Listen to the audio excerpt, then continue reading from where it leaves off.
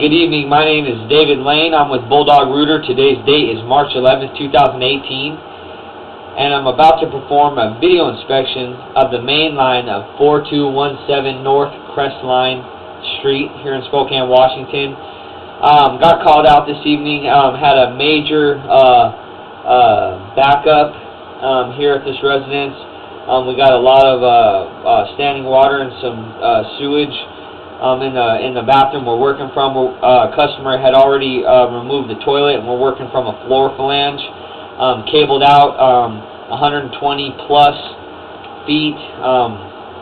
Got the line to drain. We were well into the city sewer. The line is approximately 92 plus or minus feet. We're going to give a bit better of a measurement as we pull back. And what we're looking at right now is we're hanging into the city sewer, and we actually have water pulling down the end of our camera and dripping off there. I'm going to start pulling back, and here we get into some pipe, but the pipe is still at a pretty big angle. That's how you can tell that, is by the way the water's like running right off my camera. So we know we're at a pretty steep angle here, and we should be coming around a bend here shortly. And here's the bend we're coming around. Bam, and we go back to horizontal run. That's about a 9.5 foot run of vertical pipe. And what we pull into looks to me like 6-inch clay towel pipe. We'll see here shortly that we have some massive root intrusions here in the 6-inch. And I just went over this with the customer, but we got a good 4-inch section of root popped out of that, which is good. But you can tell this is a pretty severe root growth. But the thing is I normally would recommend the hydrojet on root intrusions like these, because these are pretty massive here. But we're unable to do that because we have some Orangeburg in the pipe, and the only access points we have will not allow us to get anything bigger than a 3-inch. The floor flange I'm working out of is a 3-inch, so the max we could get down that is a 2-inch. But you can see these are pretty big intrusions. I mean, they're going across the pipe, and we still have pipe on top.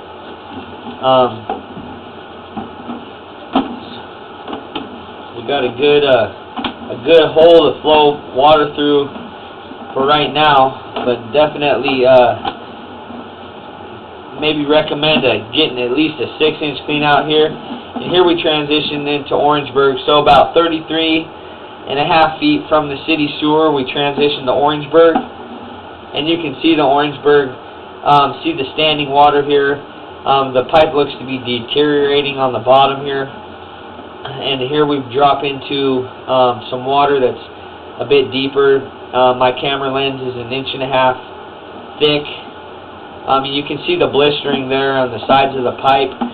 It looks like just a big valley down the center of the pipe.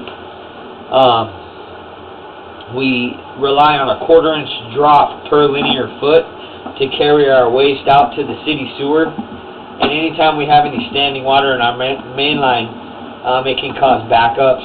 You can see the blistering here on the Orangeburg.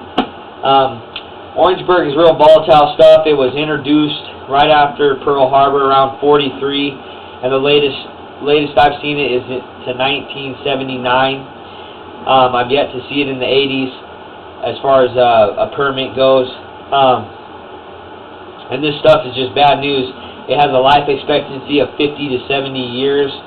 It's made of compressed tar paper and wood pulp. Here we drop into some pretty deep water. And I mean, we're looking at a section of 15 plus feet of standing water.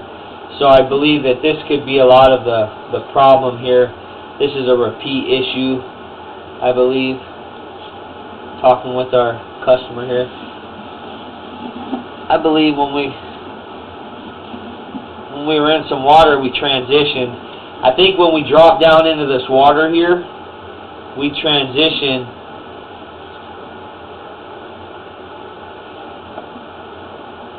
Excuse me.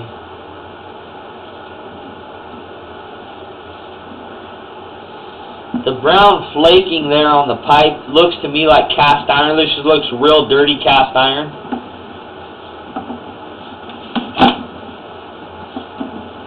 Yeah, I do believe we're out of the Orangeburg.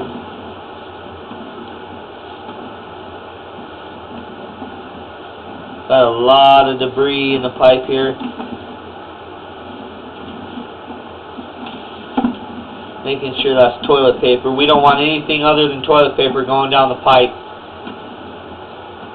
But what I was saying was it's made of compressed tar paper and wood pulp. And it has 3 life stages: blistering, ovalization, and eventually collapses. This does look like cast iron to me. I believe somewhere when we dip down into that water, we transition from Orangeburg to cast. But yeah, I mean, cast iron, clay tile pipe, concrete all have life expectancies of north of 100, 125 years.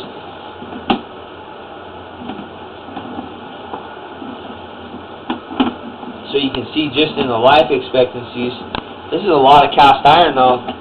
Goes well out of the house, I believe.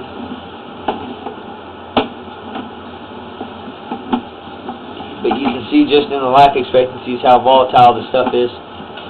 We're not allowed to jet it. We would just get the jetter in here. And here we're coming up out of the floor flange. We're about 88 feet from the city sewer to this floor flange we're working out of. And here's the flange we're working out of. Again, my name is David Lane. I'm with Bulldog Rooter. Today's date's March 11th, 2018. And that will conclude your video inspection. Thank you very much for choosing Bulldog Rooter.